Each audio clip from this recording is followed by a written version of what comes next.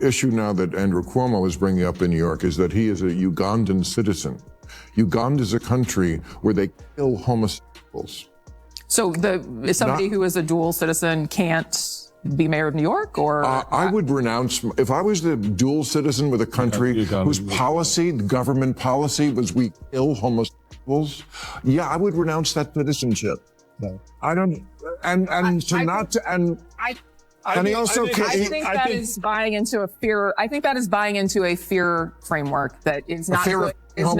It's not good for the country. It's not good for the country. You shouldn't be afraid of that. Ma floors the gas as he zeroes in on Mayor Mamdani, and the heat is undeniable before New Yorkers handed him the keys to City Hall. Ma was blaring sirens and forecasting a crash, with Mamdani now crowned winner. The comic holds nothing back. He dismantles the logic behind Mamdani's agenda with trademark wit. This isn't critique. It's a roast of a city government, swerving left before everyone watching. Right? The Republicans are not that, democracy is just not number one on their list. It just isn't. It isn't. It's behind Christianity and a few other things. And the Democrats, I mean, I read these 74% are for democratic socialism. Only 16% favor capitalism. Is this going to be a country that I don't recognize in 5 to 10 years if we don't have these two pillars? First off, I have to firmly push back on Ma's claim that Republicans don't value free speech or democracy. That argument doesn't hold. More often than not, it's Republicans on the front lines defending open debate, challenging cancel culture, and resisting attempts to silence dissent. They're actively protecting the freedoms Ma claims they oppose. That said, Ma absolutely connects when he goes after Mayor Mamdani and his socialist agenda. There's little doubt Mamdani's vision for New York leans hard toward socialism, and the consequences could be serious for both the city and the state. Higher taxes, bigger government, and fading economic energy are real threats to what makes New York work. On that front, Ma's critique is sharp, timely, and worth hearing. This is not just New York that's on the ballot. I think the whole Democratic Party in the country is on the ballot, and the whole country will be looking at this race to see which way are the Democrats going to go. Where are the Democrats going with this?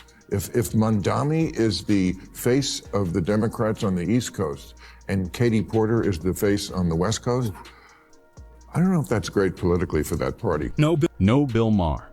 Things are not going smoothly for the DNC. Allowing woke activists and rigid ideologues to steer the party isn't a winning strategy. It's a blueprint for collapse.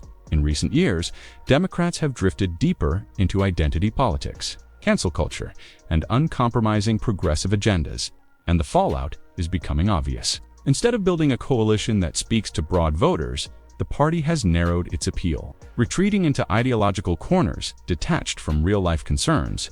By choosing virtue signaling over practical, results-driven solutions, the DNC has pushed away moderates, independents, and even longtime supporters. Swing voters aren't looking for slogans or purity tests. They want competence, stability, and leadership focused on results, not ideology. Right now, the party's direction offers none of that. Without a serious reset, Democrats risk becoming an echo chamber, praised by a small base while rejected by the wider electorate. Is a walking commercial for the Republican Party nationally. The Republicans are going to... When you let the Democrat socialists, and now they're actually calling themselves socialists, when you let them take over a major American city, this is what you get. The state-run grocery stores, which worked so well in Cuba and the Soviet Union and Venezuela. New York is New York. It's definitely it's the media capital, the financial capital.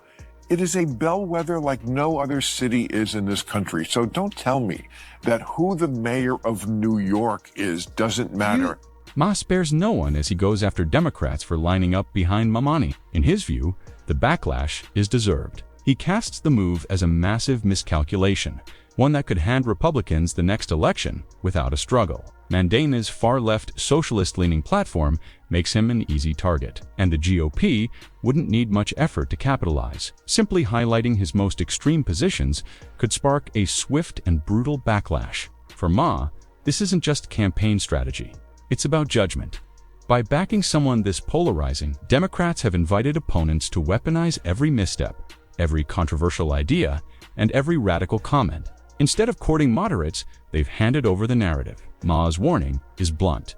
This could be a self-inflicted wound that costs the party dearly in the elections ahead. He definitely has the power and influence to elect J.D. Vance or whoever is the Republican candidate next time.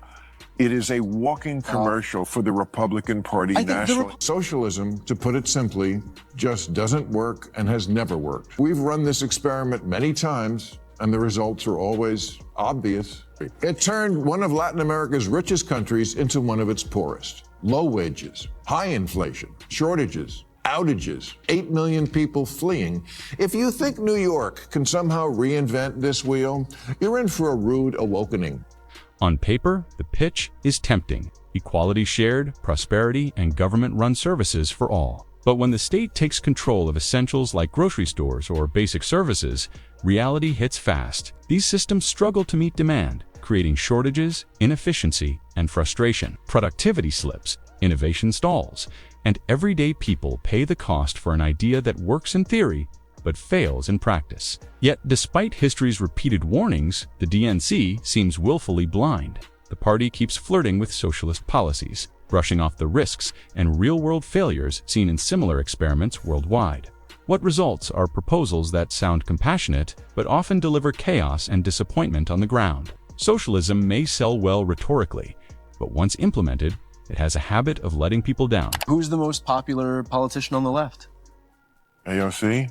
I don't know. One of, but who's, Bernie is, Bernie is, I mean, he's not a capitalist, No, he's not. And he's also not president. But never would be. But neither is Mamdani. No, but he will, trust me, he will be featured in the campaign commercials. But they're going to feature people, they boogeyman everybody. Yeah, but you don't have to boogeyman him. He does it to himself. But they'll do it regardless. Nancy Pelosi, Hillary Clinton, Gavin Newsom. Yeah, but they make anybody into boogeyman. It has. I think it was just have more weight when it's real. Ma argues Republicans won't even need to invent a narrative to take down Mamdani. In his view, Mamdani will handle that himself. There's no need for exaggeration. The policies speak loudly on their own. Proposals for sharp tax hikes and expanded state-run programs are exactly the kind of ideas that rattle voters who value economic freedom and efficiency. While those policies may appeal to a narrow slice of the electorate, they risk alienating moderates, independents, and even some Democrats. In effect, Mamdani's platform writes its own villain arc. The GOP wouldn't have to oversell a thing. His agenda would trigger backlash naturally, and public reaction would do the rest. From Ma's perspective, this kind of self-inflicted vulnerability borders on political malpractice, one that could boomerang hard against Democrats in the elections ahead. The guy running in New York, Mamdani, right? Okay, who's like a straight-up communist. I mean, he is. He talks about, the things that communists say. I mean, he wants free grocery stores, free buses. I want him to win. You want him to win? Yeah. I think every 20 years or so. Wait. We need every 20 years or so, we need a conspicuous, confined experiment with socialism so we can crack it up again. Socialist slogan used to be, workers of the world unite, you have nothing to lose but your chains. The new socialist slogan is, trust us, this time it won't be a mess.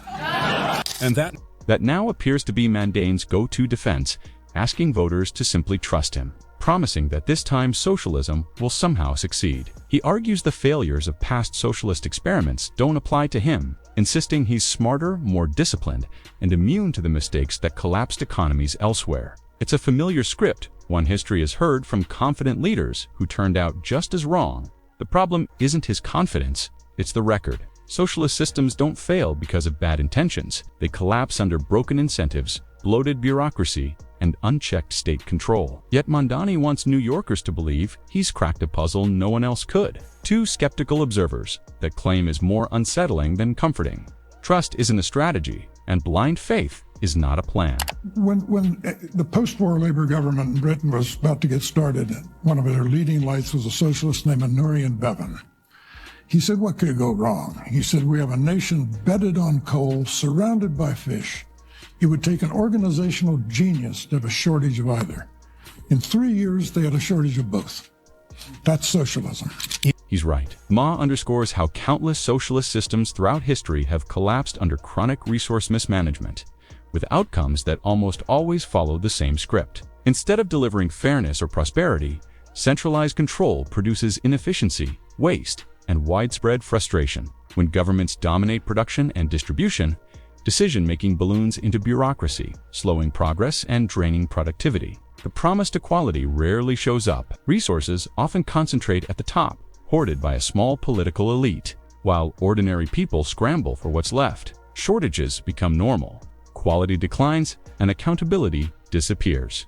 Those promised abundance end up standing in lines, facing rationing, or turning to black markets just to get by. This pattern repeats across countries and cultures. The ideology promises equality. The reality delivers power and privilege to a few, while everyone else struggles. Do you think that Mamdani's election will lead more financial organizations to leave New York City for Wall Street South in Florida? Tell me, I've read that term just recently, Wall Street South, Florida. This is your state. What is that? A lot of Wall Street guys have moved to Palm Beach. It's been happening really since COVID. It's accelerated with increases in taxes.